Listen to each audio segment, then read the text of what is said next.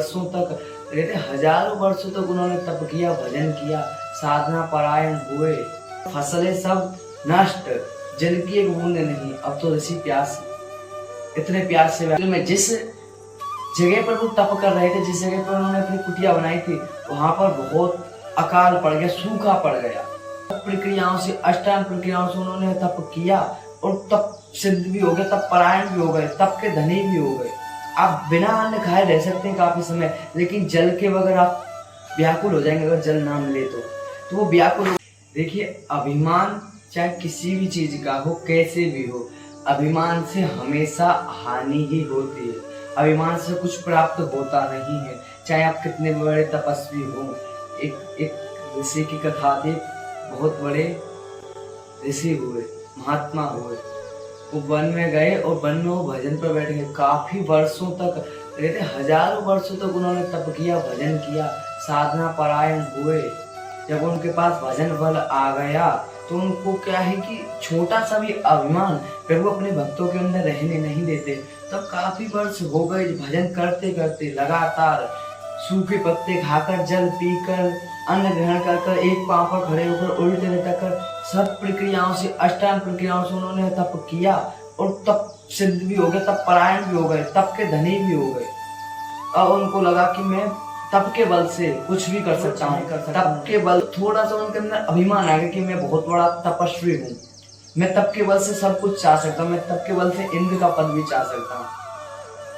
और ये छोटा सा, ये थोड़ा सा भी अभिमान प्रभु अपने भक्तों के अंदर रहने नहीं देते।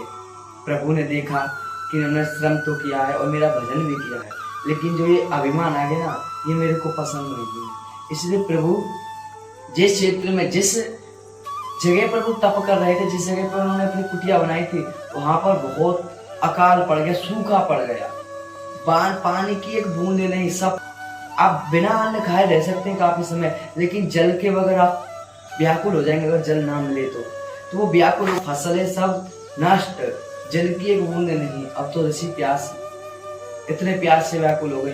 फिर भगवान एक वेश बदल कर आए और सर पर घड़ा रखा है, घड़े में ठंडा शीतल जल है, और दिखाकर उस ऋषि, उन महात्मा के सामने से निकल कर जा रहे हैं। जैसे ही महात्मा ने देखा कि घड़ा है और उसमें जल भरा हुआ है, प्यास से व्याकुल तो थे ही। आप अन्न के बाद, आप देखो, आप अन्न के भैया, आप ये मेरे को जल दे दीजिए, आप जो चाहे ले लें, आप जो चाहे ले लें, लेकिन मेरे को जल, क्योंकि मैं प्यास से बहुत व्याकुल में मर जाऊं। उन्होंने कहा कि हम, आपको पता है इस क्षेत्र में बहुत अकाल पड़ गया, जल कहीं दूर दूर तक पता नहीं है, मैं आपको कैसे दे दूं, मैंने बड़े श्रम से इसको पाया, मैं बड़े श्रम से लाया हूँ ये जल।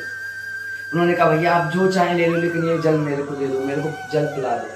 तो जो प्रभु वेश बदल कर आए थे, उन्होंने कहा यदि तुम अपनी आदि तपस्या मेरे को दो तो मैं तुम्हें घड़े का जल दे सकता हूँ। और ऋषि राजी हो गए, एक बार भी नहीं सोचा, क्योंकि वो प्यास से व्याकुल थे, उनको जल चाहिए था। उन्होंने कह दिया कि आदि तपस्या है वो मैं तुमको देता हूँ और तुम मेरे को घड़े का जल दे दो।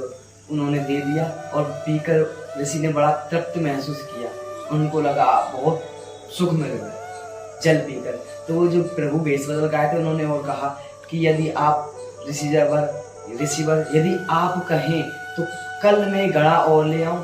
तो वो राजी हो गए महात्मा, उन्होंने कहा कि ले आना। तो उन्होंने कहा कि आदि तपस्या कल मेरे को दे देने, यदि आप मेरे को आदि तपस्या दे दे कल, तो मैं कल एक और घड़ा ले आऊंगा। ऋषि राजी हो गए कि भैया एक घड़ा और ले आना।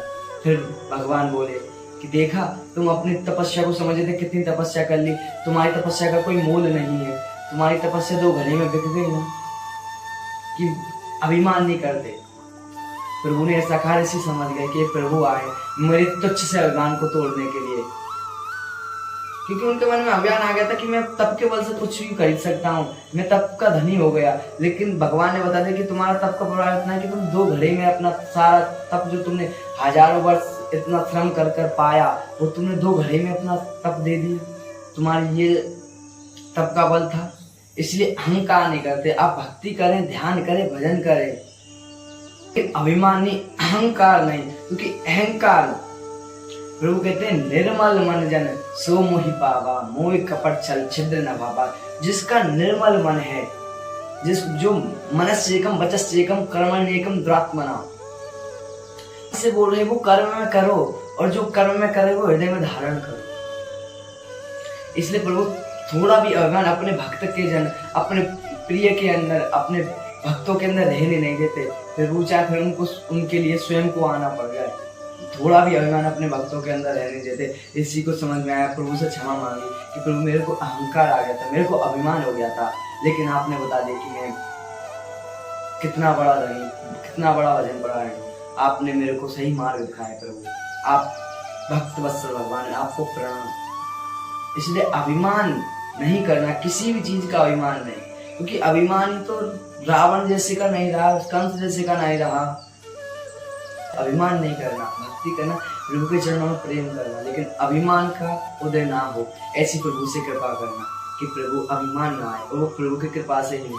क्योंकि आजकल अभिमान नहीं करना, भक्ति करना, प्रभु के चरणों में प्रेम करना, लेकिन अभिमान का उदय ना हो, ऐसी प्रभु से कृपा करना कि प्रभु अभिमान ना आए, और वो प्रभु की कृपा से ही नहीं। क्योंकि आजकल